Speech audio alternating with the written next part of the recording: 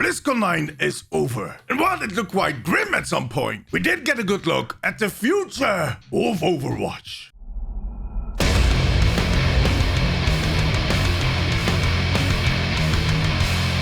Welcome to the Omnic Recap. I am D, and every Sunday we look back at what happened during the past week in Overwatch. We had been looking forward to this weekend for so long. I've talked about it in a ton of my videos, but we ended up in a slightly different scenario than we all had kind of hoped or predicted. To be honest, when that opening ceremony was over and Jeff had not been on stage, I was slightly panicking, just a bit. I was streaming the whole thing and you can see me put my hands on my face at least a few times. But then that behind the scenes panel, it delivered, luckily. If it hadn't, this would just have been a video of me sobbing for 10 to 15 minutes. But anyways, I know a lot of people kind of feel cheated right now, but trust me guys and ladies, what we got to see tells us way more than you might think. More about that later in the video. Oh, and there's also a giveaway. I'm giving away one of those epic celebratory packs that include the Reinhardt skin, legendary loot boxes, the whole shebang. So stick around. But first, let's run to all the news we got to see this weekend. They started out the panel with showing off some of the new maps that they have been working on. The first one was Rome. That's that city with all the Italians, with the yelling people, where they have really good pizza. This map looks amazing. It looks so open and spacious. And it looks like they made the perfect mix between ancient history and Overwatch futuristic. They actually even resurrected buildings that are no longer there in Rome. I can't wait to check that out. The second map they talked about is New York. That's the city with all the Italians, where people yell really loudly and they have amazing pizza.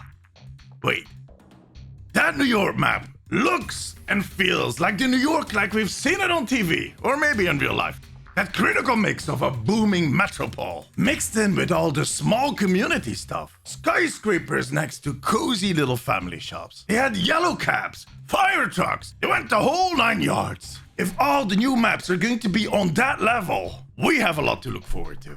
They actually also showed off an Indian map. That map is the stage for some of the story missions. It actually looks like that city where Symmetra and Zenyatta met in the short story. According to the team, it is the biggest map they ever built. And from what we got to see of that map, it is clearly built to draw players in and get them involved in the story. It looks glorious. On top of those new maps, they're also changing and expanding on existing maps. On some of the maps, the closed gates that you might encounter will open up and allow players to discover new parts of existing maps. They actually showed off King's Row as an example, but there were also some changes we noticed in the rest of the footage, like some new stairs in Eichenwald. And for some reason, there were some buildings missing in this concept art for Numbani. Although this might just have been to show off the beautiful skies. And to be honest, I think there's still a lot of Easter eggs hidden in everything they showed us.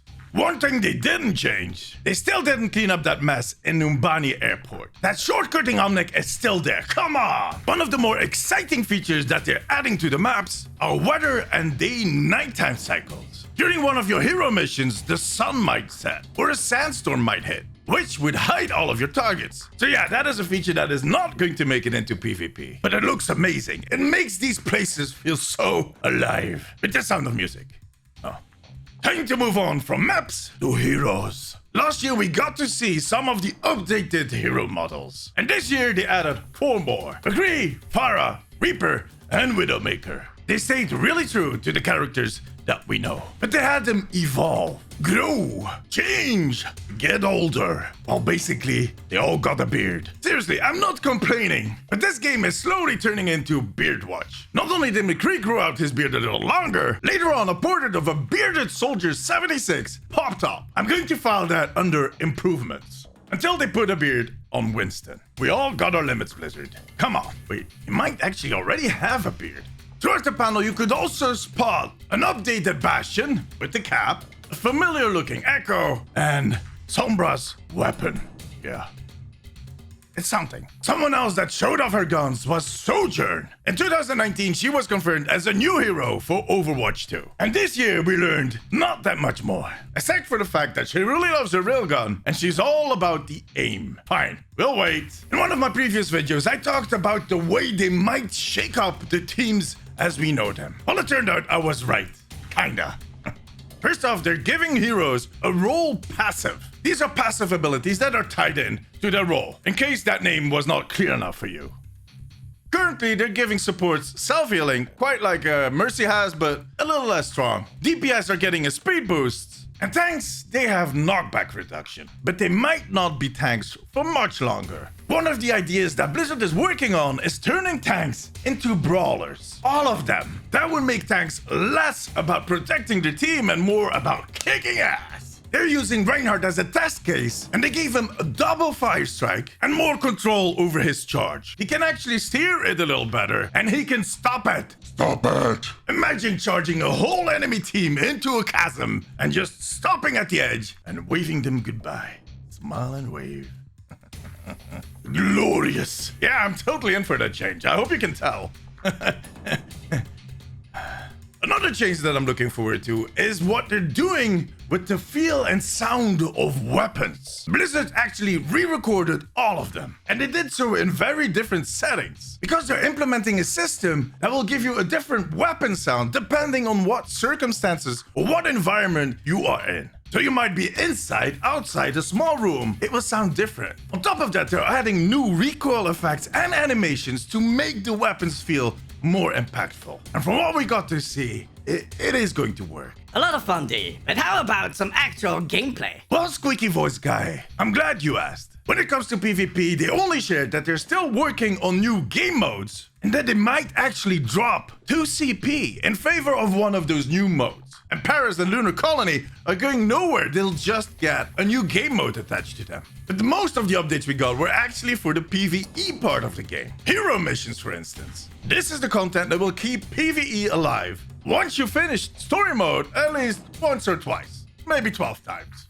I don't know. Kinda depends on how much you like your lore. Grinding these on a daily basis will be the main driver behind your hero progression. And you're dreaming of adding hundreds of different missions. The way they'll get to those hundreds of different missions is based on 4 axes. First, the location. There's going to be old maps, new sections to old maps. You get my point. Second, the circumstances. Add some weather effects and some of the day-night cycles, and yeah, that's going to be a lot of fun. Third, objectives. They have a lot of objectives already and ton of ideas. Collect stuff, kill stuff, save stuff, run away from stuff. You know, the classic stuff. But each of the objectives will also confront you with different enemies. And they showed off some of the null sector units, and good god. My favorite is the puller. She's this really tall lady figure with 3 floating eyes that pulls people in and just kills them. She's creepy. They're also working on talent units, and there are even factions that they have not discussed. Maybe a Japanese clan?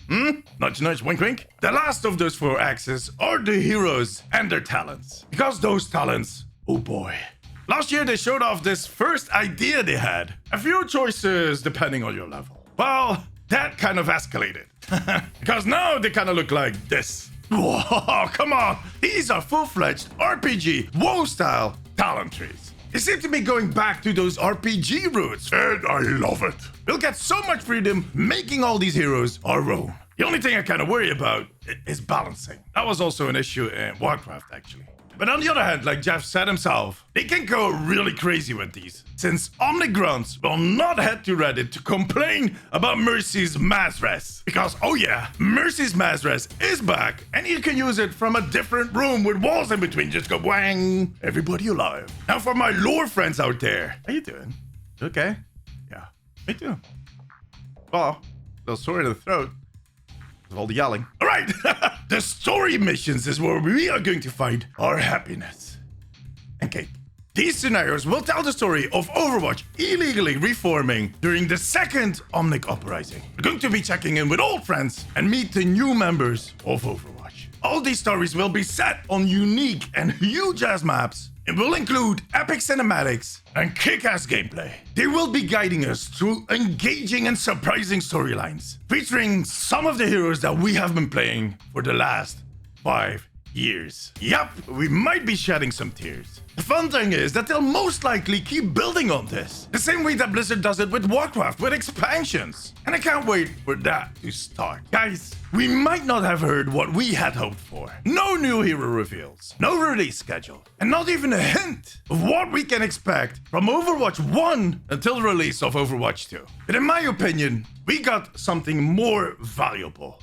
Hope a promise even, that for all the waiting we have to do right now, the final result will make up for all of it. And from all we got to see, I feel like they're progressing really, really well. They have done so much. I'm telling you, they are really close. But see, this is not an expansion. This is a replacement. Put it in the words of Stalosa, who tweeted this weekend. It is actually a reboot of Overwatch. When Project Titan was cancelled a few years ago, they had dug a hole of $100 million. Blizzard is a huge company, but 100 million is a lot of money. And thanks to the persistence of Jeff and his team, they managed to turn that failure into a victory. But that came at a cost. Overwatch was their first shooter, developed on the resources of a failed project, and most likely on a pretty tight budget. But they did it. They made it into a success, and they made back that $100 million and more, which led them to this opportunity to make the Overwatch they always wanted to make, but better. Because in the last 5 years, they have learned a lot. They have learned what they want to make and what we want to play. Nice speech, Day. But when are we going to get this game? Well, squeaky voice guy, first off, thanks for sticking around till the end of the video. My guess is that they might kick off an alpha somewhere in a few months, a closed beta around the end of the summer, early fall, maybe an open beta, and a release in about a year. Let's say Q1 2022. Sure, that is still a really long wait. But the good news is that Jeff stated that the communication stop is finally over. And while he would not commit to a monthly update, we will be able to follow their progress in the coming months. And the next update might actually be as soon as March or April. You guys know that I'll be on top of that, like a prowling forest cat. Really big one though, with a beard and a Belgian accent. It is a weird cat, I admit. Alright, about that giveaway. Thanks to Blizzard, I can give away one epic celebration collection pack, which includes that Reinhardt skin, legendary and normal loot boxes, and a ton of other stuff for Blizzard games. All you need to do is follow this channel, give this video a thumbs up, and let me know in the comment what talent you want to see for your main hero. It can be anything. Echo duplicating herself when she copies an enemy character, for instance. Or Roadhog's hook going through walls, which already happens sometimes. Go crazy. I'm also giving away another of these epic packs over on the Omnic post. I'll leave a link in the description below. Good luck. Now, before I leave you guys, there were some other updates. Blizzard also shared that the next season of the Overwatch League will start on April 16th. Mark your calendars. Oh, use a different pencil. Use the red one. Yeah, that one. All right, good job. And then by then, this new Roadhog Midas skin should be available. Is it Midas? Midas? I don't know how you guys say it in English. We say Midas. You guys probably say, it is actually the San Francisco 2020 Championship skin. But that pig is on fire. No, seriously, it's on fire. Someone get help. Unless you kind of feel like having a barbecue. But for now, that was it. I want to thank you all for sticking around during the whole video. And also the people that were there during my Twitch stream. I had a blast that night. It was so much fun. You guys rock.